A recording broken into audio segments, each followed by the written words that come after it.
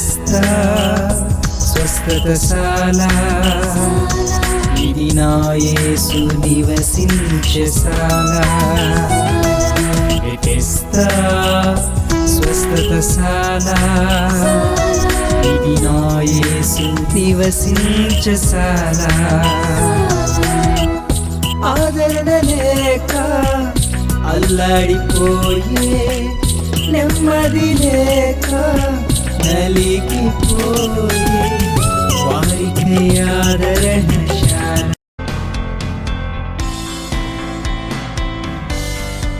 నా పేరు సువర్ణ. ఈ పిల్లలకి జ్వరం రాత్రి 11 గంటల నుండి తెల్లవారు జ్వరం ఉంటే నేను పోయిన వారంలో చెప్తామని చెప్పలేకపోయాను.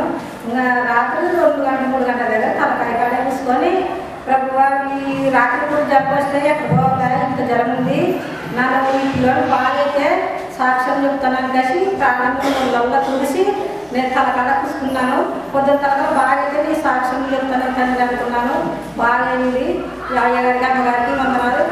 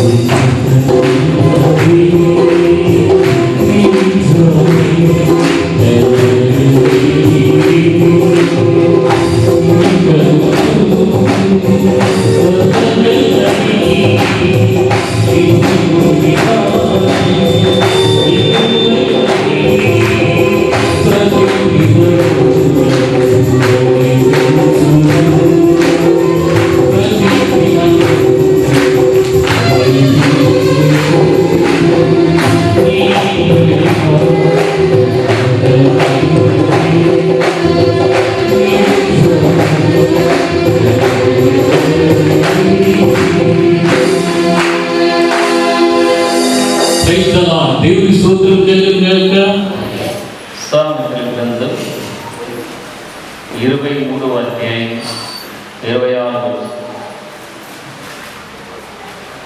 నా కుమారుడా, నీ హృదయమును నాకిమ్ము, నా మార్గములు నీ కన్నులకు ఇంపుగా ఉండనిమ్ము. దేవుని మాటను దీవించి ఆశీర్వదించగా ఈ దినం మరి మనం ప్రకటించిన రీతిగా ప్రథమ ఫలముల పండుగ గత సంవత్సరాలలో కరోనా వలన మరి 2020 కానీ 19 కానీ ఈ పండుగను మనము ఆచరించలేకపోయాం. దేవుని మహాకృపను బట్టి మరి ఈరోజు ఈ పండుగను మరి జరుపుకోవడానికి దేవుడు మనకు కృపను చూపాడు. ప్రథమ ఫలముల పండుగ అంటే ఇచ్చే పండుగ. మన ప్రాంతాల్లో మన గ్రామాల్లో మరి కోతకాల పండుగ జరుపుకుంటూ ఉంటారు. అయితే దేవునికి ఇచ్చే పండుగ ఇది అనే మాట. దేవుడు మనుషుల నుండి ఏమేమి అడుగుతాడు అంటే, మొదట ప్రథమంగా దేవుడు మన హృదయాలను అడుగుతూ ఉన్నాడు.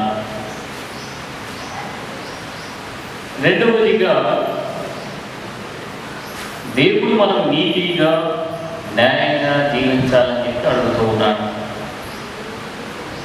మూడవదిగా దశమ భాగాలను దేవుడు అడుగుతూ ఉన్నాడు. ఈ 3 కార్యక్రమాలు మనం ఎప్పుడు చేస్తామో అప్పుడు దేవుడు మన కొరకు ఆకాశవాకి విప్పుతారు అనే మాటలు మనం ఈరోజు ధ్యానం చేసుకుందాం. సామెతల గ్రంథం 23వ అధ్యాయం 26వ వచనంలో నా కుమారుడా అనే మాట, నా కుమారుడా అనే మాటలో అందరూ వస్తారు. పురుషులు వస్తారు, స్త్రీలు కూడా వస్తారు. నా కుమారుడా లేక నా కుమార్తె అనే మాట. నీ హృదయంలో ఆకిమ్ము అనే మాట. చాలా మంది జీవితంలో హృదయము అనే మాట ఉంటారు. హృదయం అంటే దేహం, దేహం అంటే హృదయం. ఈ హృదయాన్ని లోకంలో మనుషులు రకరకాలుగా రకరకమైన వాటి కొరకు అప్పగిస్తూ ఉంటారు. కొందరు అంటారు, నా హృదయాన్ని లేక నా దేహాన్ని నేను ఒక పురుషునికి ఇచ్చాను, నేను ఒక స్త్రీలకు ఇచ్చాను,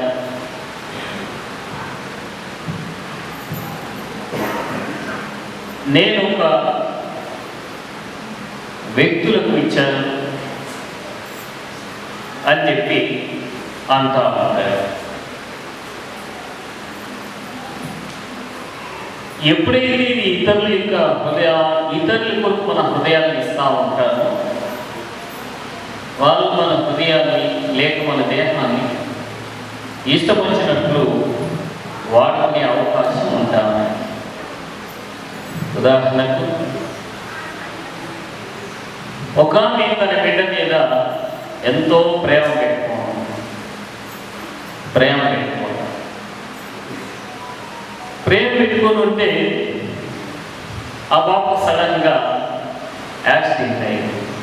యాక్సిడెంట్ అయ్యేసరికి ఈ ప్రేమ పెట్టుకున్న ఈ తల్లి ఎంత ఏడుస్తుందంటే చనిపోతే బాగుండేది అనేటంతగా తన బిడ్డ విషయాన్ని ఏడుస్తా. అంటే ఆ పాపకు దెబ్బ తగిలితే ఈమె ప్రాణానికి దెబ్బ తగిలేంత బాధ ఆమె వ్యక్తపరుస్తారు. అంటే ఆమె మనస్సు, ఆమె హృదయము, ఆమె దేహము, ఆమె ప్రాణము అంతా కూడా ఆ బిడ్డ మీద ఆమె పెట్టుకోనున్నది. ఆ పాపకి ఏం జరుగుతుందా ఈమెకు జరిగినంత బాధను ఆమె వ్యక్తపరుస్తాము. మన యొక్క హృదయాలను మనుషులకి కాదు అనేకమైన పాపాలను కూడా మనం అప్పగిస్తూ ఉంటాం. మనం రోమిలకు రాసిన పత్రిక 6:19 మనం చదువుకుందాం. రోమిలకు రాసిన పత్రిక 6:19 మీ శరీర బలహీనతను బట్టి మనుష్య రీతిగా మాట్లాడుతున్నాను. ఏమనగా అక్రమం చేయుటకై అపవిత్రతను అక్రమణకును మీ అవయవులను దాసులుగా ఏలాగూ అప్పగించిదో అని మాట్లాడారు. అంటే తప్పు పని చేయడానికి, పాపం చేయడానికి చాలామంది ఇక దేహాలను ఏం చేస్తూ ఉంటారో అప్పగించేస్తారు. ఉదాహరణకు సారాయి తాగే వాళ్ళు సారాయికి తమ ప్రాణ దేహాన్ని అప్పగిస్తూ ఉంటారు. దొంగతనాలు చేసే వాళ్ళు తన దేహాన్ని, తన హృదయాన్ని అప్పగిస్తాం. వ్యభిచారం చేసే వాళ్ళు తమ దేహాలను పాపానికి అప్పగిస్తాం. ఇంకా కొంతమంది ఎట్లా అప్పగిస్తారు అని మాటలో భాగంగా ఈ మధ్యలో ఒక ఆమె ఒక కుక్కను బాగా సాగుతున్నాయి.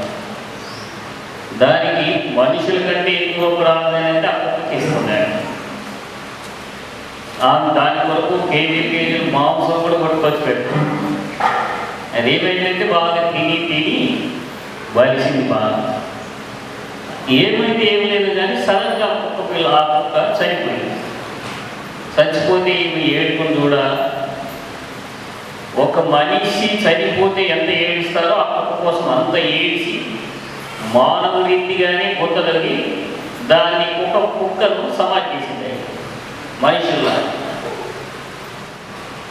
అంటే మనుషుల పట్ల కూడా ఇంత ప్రేమ ఉండదు కానీ కుక్క పట్ల అంత ప్రేమ ఉంది అన్నమాట. ఇది ఇట్లా చాలామంది తమ దేహాలను లేక తమ హృదయాలను దేవునికి ఇయ్యకుండా రకరకాలుగా వాటి కొరకు అప్పగిస్తాము. మనం రాజుల మొదటి గ్రంథం 21:25 చదువుకుంటాం.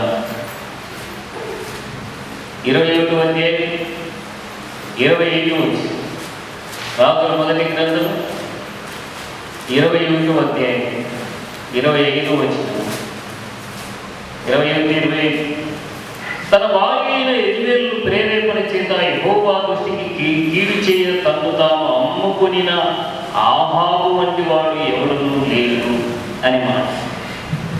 ఇక్కడ ఆహాబు రాజు ఇతడు ఇశ్రాయేలులందరికీ రాజు. ఇతడు ఏం చేసిందంట? తన భార్య అయిన యెజెబెలుకు అమ్ముకున్నాడట. తన భార్య అయిన యెజెబెలు ప్రేరేపణ చేత యెహోవా దృష్టికి కీడు చేయ తన్ను తాను అమ్ముకున్న ఆహాబు వంటి వాడు ఎవరికి లేడు. ఆహాబు ఏం చేశాడంట? తన హృదయాన్ని, తన జీవితాన్ని ఏం చేశాడంట? అమ్ముకుంటారు. అట్లా మనుషులే అమ్ముకుంటారా లేదా? అమ్ముకుంటాం కదా. గుండెలు అమ్ముకుంటాం, ఊపిరితిత్తులు అమ్ముకుంటాం, మరి డబ్బులు పోతాం. వీటితో సహా అవయవాలు కూడా అమ్ముకుంటాం. కొంతమంది ఉచితంగా కూడా దానం చేస్తాం. అది వీడు. కానీ ఆహాబు అనే ఈ రాజు పాపానికి ఏం చేశాడంటే అమ్ముకున్నాడు. తను తానే అప్పగించుకున్నాడు. ఇట్లా వాడు ఎక్కడ లేడంటే ఆహాబు వంటి వాడు ఎవరు లేడు. మంచి వాటికి అమ్ముకుంటే అది లేదు, కానీ చెడ్డ పనులు చేసేదానికి చాలా మంది తమ జీవితాలు ఏం చేస్తూ ఉంటారు? అమ్ముకుంటారు. అయితే మన జీవితాన్ని దేవుడు ఏం చెప్తున్నాడు? మీరు లోకంలో ఉన్న పాపాలకి, మనుషులకు మిమ్మల్ని మీరే మీ హృదయాలను అప్పగించుకుంటారు. ఇప్పుడు మీరేం చేయాలంటే మీ హృదయాన్ని నాకు ఇయ్యండి అని చెప్తున్నాడు. ప్రైజ్ ద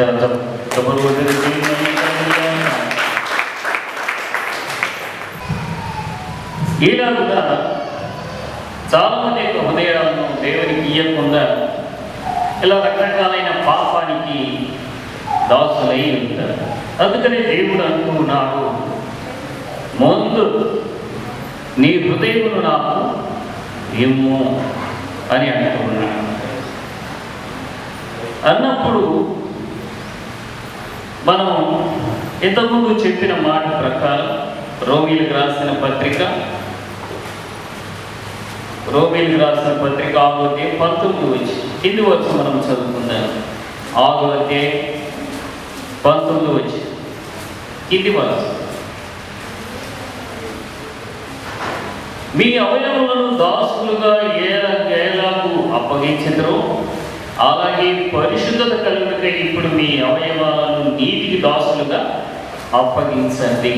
అంటే దేవునికి ఇయ్యండి మీ హృదయాన్ని అని చెప్పినప్పుడు మత్తయి సువార్త 4:20 ఈ మాట రాయబడింది.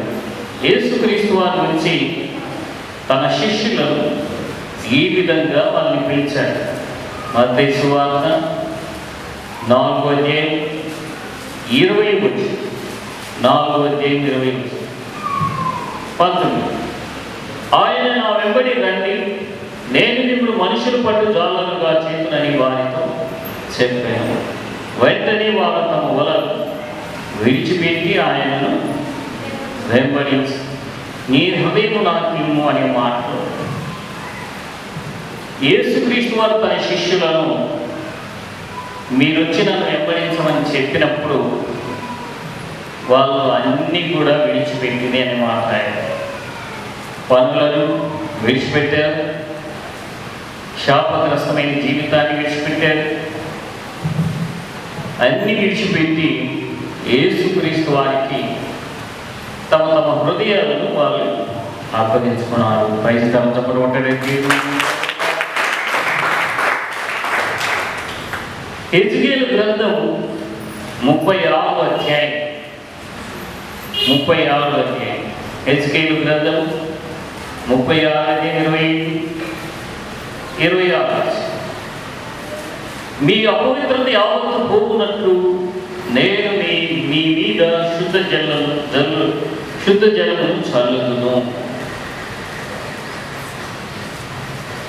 నూతన హృదయమును మీకు ఇచ్చేదను, నూతన స్వభావం మీకు కలుగజేసేదను, రాతి గుండె మీరు తీసివేసి మాంసపు గుండె మీకు ఇచ్చేదను, నా ఆత్మ మీ ఎందుంచి నా కట్టలను అనుసరించు వారిగా, నా విధులను వైపులు వారిగా మిమ్మల్ని చేసేదను అనే మాట. వర్షాకాలంలో మనకుంటున్న వాహనాలు 2 వీలర్ కానీ 3 వీలర్ కానీ 4 వీలర్ కానీ అంటే కార్లు కానీ ఆటోలు కానీ బండ్లు కానీ బురదయిస్తాం. వీటిని అనేక మార్లు శుద్ధి చేయడానికి సర్వీసింగ్కి పంపిస్తాము. వాటి నీళ్ళు కొట్టి అవన్నిటిని మనకు శుద్ధి చేసి మరల కొత్త వాహనాన్ని ఇచ్చినట్టు ఇస్తారు. మన హృదయాన్ని దేవుడికి మనం ఎప్పుడైతే ఇస్తామో దేవుడు కూడా మన మీద ఏం జరుగుతానంటున్నాను, శుద్ధ జలము అనే మాట. శుద్ధ జలము అంటే శుద్ధకరమైన నీళ్ళు. ఈ నీళ్ళు ఏం చేస్తాయంటే పైన మురికి పోగొట్టున్నారు, అంతరంగంలో ఉంటున్న పాపాన్ని పోగొడతారు. ప్రైజ్ ఎలా చెప్పబడుతుంది. కొత్త వ్యక్తులుగా కొత్త మనుషులుగా ఈ నీళ్ళు దేవుడు చల్లి నీళ్ళు చేస్తాయి.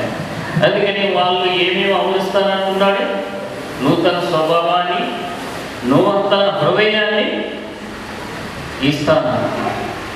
నూతన స్వభావాన్ని, నూతన హృదయాన్ని, నూతన ఆత్మను కూడా ఇస్తాను. అంటే మనలో ఉన్న పాత వాటిని, పాత స్వభావం, పాత హృదయం, పాత ఆత్మను తీసేసి కొత్త హృదయము, కొత్త గుండెను, కొత్త ఆత్మను మీకు ఇస్తాము అంటున్నాడు. క్రైస్తవ చెప్పడం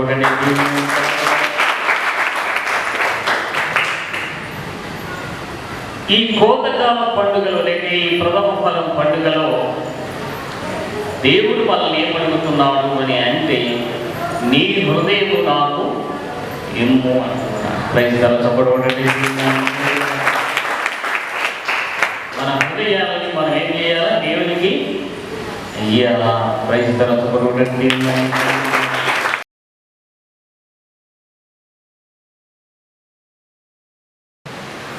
అందరు మోకరించినట్టయితే ప్రార్థన చేసుకుంటారు.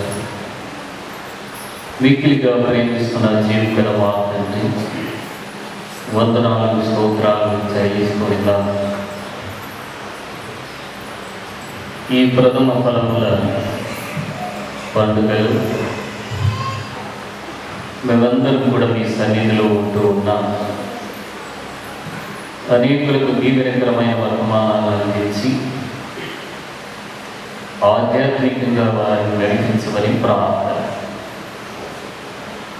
ప్రతి ఒక్కరికి నీ మాట వింటుండగా వెలగలిచేవి గ్రహింపగల మనస్సు మాకు దయచేయండి. సర్వసత్యములోని మమ్మల్ని నడిపించమని ప్రార్థన. నీ వాక్యం విన్న ప్రతి వారి మారు మనసు, రక్షణ, పాప క్షమాపణ ప్రసాదించండి.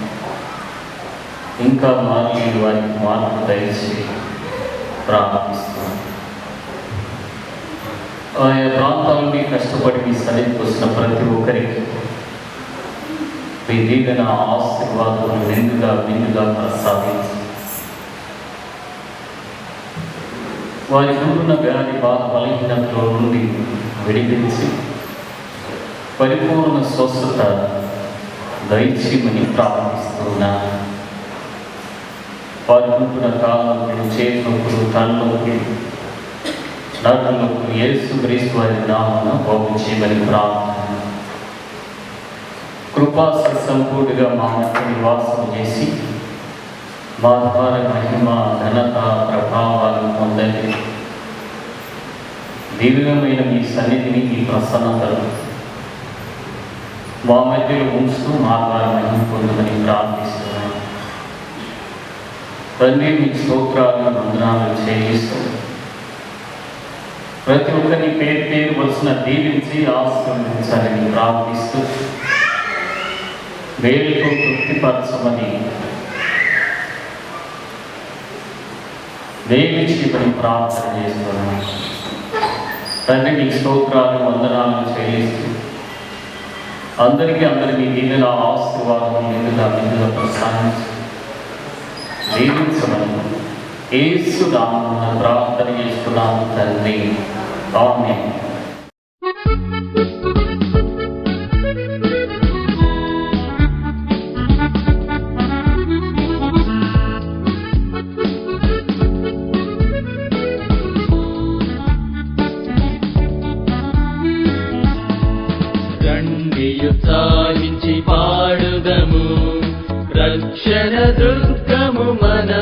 ప్రభువే రండి కృతజ్ఞత స్తోత్రముతో రారాజు సన్నిధికే గుదము సత్ప్రభు నామము కీర్తనలం సంతోషగానము చేయుదము రండి ఉత్సాహించి పాడుదము రక్షణ దుర్గము మన ప్రభువే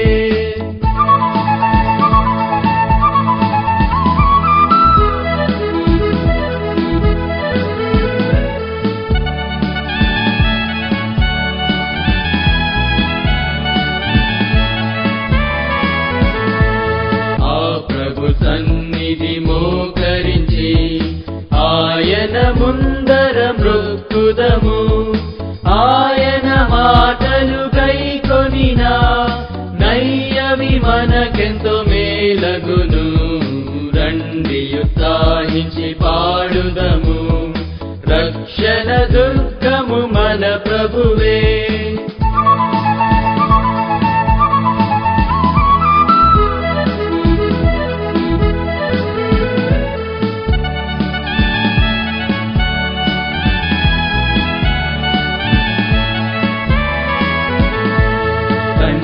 కుమార శుద్ధాత్మకును దగు స్తుతి మహిమలు కల్గుగాక ఆదిని ఇప్పుడు ఎల్లప్పుడు అయినట్లు యుగములనౌను ఆమేన్ రండి ఉత్సాహించి పాడుదము రక్షణ దుర్గము మన ప్రభువే రండి కృతజ్ఞత స్తోత్రముతో రారాజు సన్నిధికే గుదము సత్ప్రభు నామము కీర్తనలం సంతోషగానము చేయుదము రండి ఉత్సాహించి పాడుదము రక్షణ దుర్గము మన ప్రభువే